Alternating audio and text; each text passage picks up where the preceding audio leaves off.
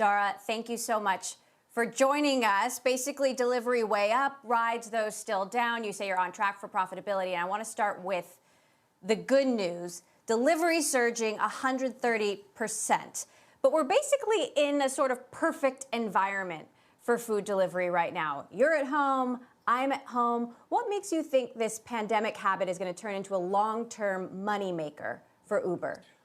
Well, what makes us confident about delivery is that we actually have a couple of markets, let's say Australia, where you are seeing, the virus is not as prevalent there as it is here, and we are seeing the mobility business in Australia actually open up. Mobility is down only 20 to 30% in Australia, and even though the cities are opening up, people are starting to move around, our delivery business continues to actually accelerate.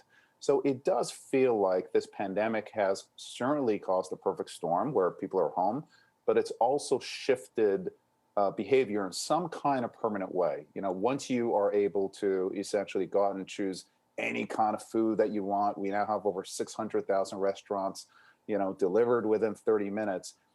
It's just those kinds of habits tend to stick. And so far, we're seeing the delivery habit not only stick, but grow at very, very high rates.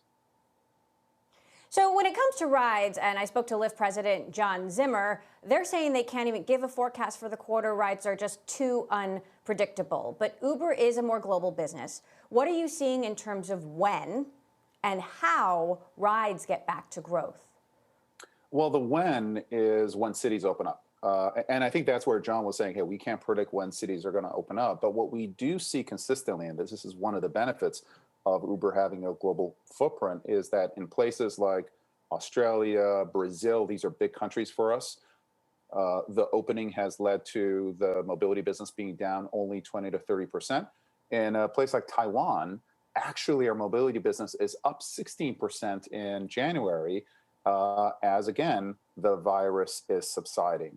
What we can't predict, though, is when is SF going to open up, or when are particular cities going to open up. But when they do, not only do we see Uber coming back, but typically we see Uber coming back faster than other modes of transportation, whether it's taxi or other modes. So we're confident that we're going to come back.